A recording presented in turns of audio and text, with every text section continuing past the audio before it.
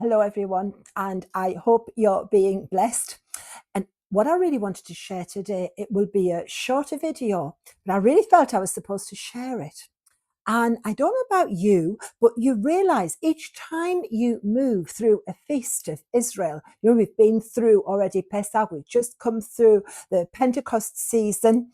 And every time that happens, something changes in the supernatural, the invisible world. And as we're moving on towards the return of Jesus, that invisible world is becoming more and more important.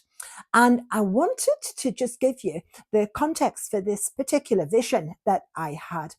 Uh, Quite a few people, including members of our own community, had contacted me saying that they felt that things were blocked. Things were absolutely blocked in situations where there seemed no particular reason, particularly those that are affecting emotions and health and life callings are being blocked as if they're kind of frozen. And I went to sleep. It was during the Pentecost period. I went to sleep, and just before falling asleep, I said to the Lord, what is going on? Too many people. And if it was just one section of people, you would say, well, it's a coincidence, but it's not. It's actually coming from many people. On the one side, the stories of the glory and the fire of Pentecost. And on the other, you've got things that seem incredibly blocked, where there seems no obvious reason, where the saints have prayed and prayed. It wasn't that they hadn't prayed, and still it's blocked. So I fell asleep still with this question in my head, and I'm sure you've done the same yourself. And of course, during the night, something very strange happened. I was aware of many, many supernatural presences. And if you fall asleep asking a question, it's quite likely that you'll get your answer. And my question was, what's behind this? Who's behind this? Why aren't things being unblocked more quickly? And I suddenly found myself in the early hours of the morning. I can't tell you exactly at what time, but it was still quite dark, just that period before the dawn. And the atmosphere in the bedroom where I was sleeping suddenly changed. And I was half asleep and half awake when suddenly in the spirit I saw a chessboard. And this vision is going to be wonderful for those of you who know how to play chess. And I have to confess from the beginning, I do not. Maybe I need to learn. Perhaps some of you can help me with it. But I saw a chessboard and I saw the pieces on the board, but there was something very strange because the board seemed to be absolutely frozen. And I thought, well, this is no normal chess game. It's about strategy. It's about mental strategy. It's about tactics. Yes. But all of a sudden, as I watched, one of the pieces that was one of the two queens suddenly stepped down from the board. And I thought, this is really, really strange, all happening in the place where I normally sleep. And I noticed that this queen was totally frozen, as if she was in ice. Certainly a queen. But I just had this feeling, this is not the right queen. And Lord, what are you showing me? And she started to come before me. But as she approached, I suddenly realized that the ice that had been encasing her seemed to have gone. And what I saw was a very beautiful queen walking down, regal as you can be, beautiful white skin, beautiful tiara, beautiful outfit, beautiful white furs around the shoulders. And at first sight, you say, how stunning. But do you know, that queen was cold, calculating, and I felt like a chill as she kind of brushed past. And I thought, there is no emotion.